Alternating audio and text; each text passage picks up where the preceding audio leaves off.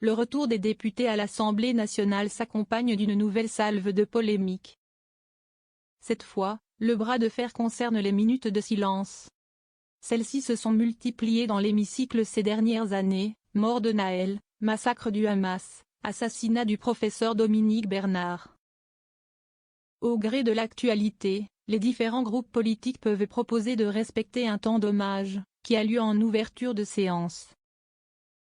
La proposition doit être faite en conférence des présidents, c'est-à-dire la plus haute instance qui existe au Palais Bourbon, et qui permet notamment de fixer l'ordre du jour.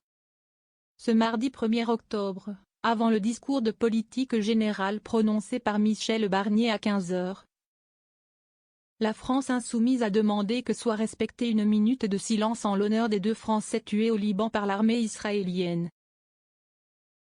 Cet hommage a été refusé par la présidente de l'Assemblée Yaël Braun-Pivet, prétextant que cet après-midi il y aurait déjà un hommage à Philippine.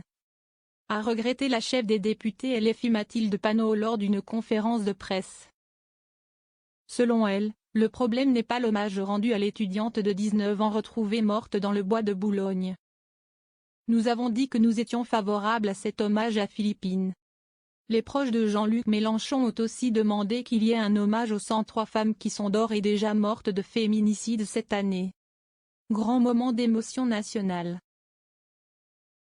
Mais pour Mathilde Panot, cela ne peut pas expliquer qu'il n'y ait pas d'hommage pour nos 2 compatriotes morts au Liban. À l'en croire, Yaël Braun-Pivet a osé dire que les minutes de silence étaient réservées à des grands moments d'émotion nationale. Le Liban, c'est 1 million de personnes déplacées et plusieurs centaines de morts, a martelé la députée du Val-de-Marne.